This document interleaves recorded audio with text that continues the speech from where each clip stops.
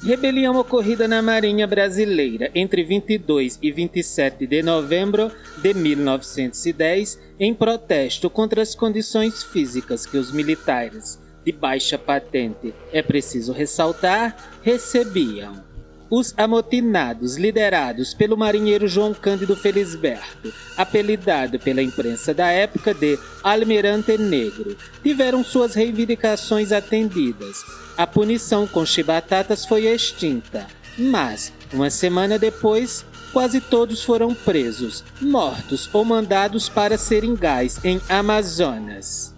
Desde o Império, os marinheiros brasileiros eram quase todos negros ou mulatos, sim, caboclos, recrutados pela polícia e comandados por oficiais brancos.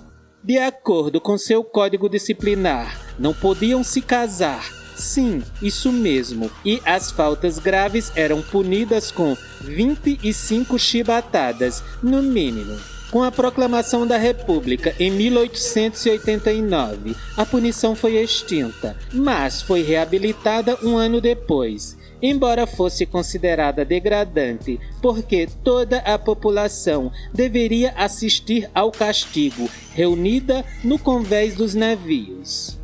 Na primeira década do século XX, os marinheiros passaram a ter contato com as armadas de outros países que haviam suprimido tais castigos. Em 1909, um grupo esteve na Inglaterra e soube das lutas dos marujos britânicos por seus direitos e também da revolta ocorrida no encouraçado Potemkin da Marinha Rússia em 1904. João Cândido, que se alistara em 1895, aos 14 anos esteve entre esses marinheiros e, de volta, criou um comitê clandestino para organizar uma revolta.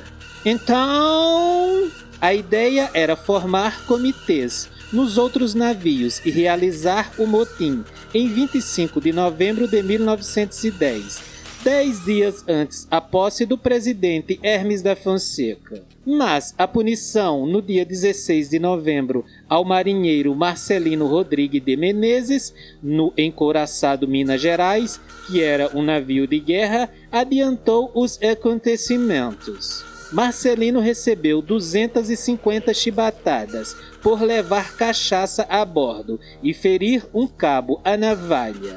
Com as chibatadas, Marcelino desmaiou, mas o castigo prosseguiu, o que revoltou a tripulação.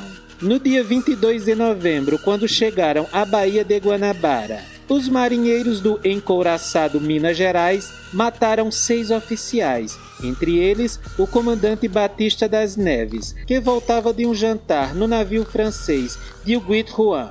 Um 7º oficial, o 2º tenente Álvaro Alberto, embora ferido, escapou para o encouraçado São Paulo e avisou outros oficiais que fugiram para a terra firme. Ainda naquela noite, o motim se estendeu aos encouraçados São Paulo e Deodoro, ao cruzar o encouraçado Bahia e a 4 embarcações menores. Então, no dia seguinte, um ultimato foi enviado ao governo federal, redigido pelo marinheiro Francisco Dias Martins, que se autodenominava Mão Negra, mas era atribuído a João Cândido. Os marinheiros exigiam anistia para os revoltosos e o fim das chibatadas, ameaçando, caso não fossem atendidos, com um bombardeio do então Distrito Federal em 12 horas. Sim, isso mesmo, eles ameaçavam um bombardeio à capital federal. Como a subversão da hierarquia era um dos principais crimes para as Forças Armadas, a Marinha, o Congresso e o governo federal divergiam quanto à resposta a ser dada aos rebeldes. A incapacidade de derrotar o motim ficou clara no dia 24 de novembro, quando 2 embarcações foram rechaçadas pelos amotinados.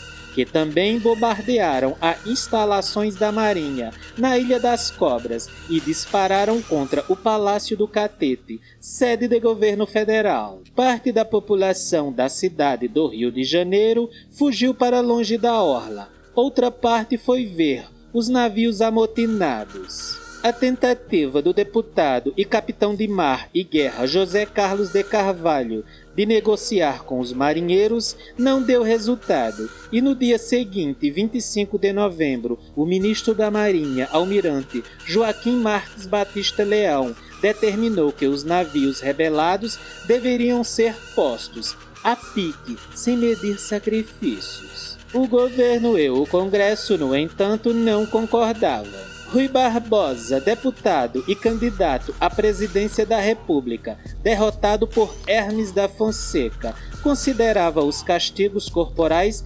abusivos após a abolição da escravatura e defendia a anistia dos rebeldes. Então, esta veio no dia 26 de novembro, quando o presidente Hermes da Fonseca declarou que os castigos físicos estavam abolidos e que os revoltosos que se entregassem seriam anistiados, sim, perdoados. As armas foram depostas e as embarcações devolvidas no dia 27, terminando assim a rebelião. Mas, no dia seguinte, alguns marinheiros foram expulsos da corporação, acusados de indisciplina. Uma semana mais tarde, em 4 de dezembro, quando 4 marinheiros foram presos, os fuzileiros navais da Ilha das Cobras se sublevaram, se revoltaram, mas foram bombardeados no dia seguinte. Mesmo tendo se rendido, esses marinheiros foram bombardeados. Haviam 600 revoltosos, dos quais pouco mais de 100 sobreviveram e foram detidos na fortaleza de São José, na Ilha das Cobras. Entre eles, 100 foram recolhidos numa cela escavada na Rocha Viva. No dia seguinte, haviam apenas 2 vivos, João Cândido e o soldado conhecido como Pau de Lira. Outros marinheiros foram levados à força para Seringais, em Amazonas, e parte foi fuzilada no caminho. Ao ser solto, João Cândido tentou se reunir novamente ao Comitê de Marinheiros. Tentou ser recebido por Rui Barbosa e Severino Vieira, outro deputado favorável ao atendimento das reivindicações dos rebeldes. Negou ser contra a manifestação, mas foi expulso da Marinha. 6 meses depois, em abril de 1911, ele, João Cândido, foi detido no Hospital dos Alienados como louco.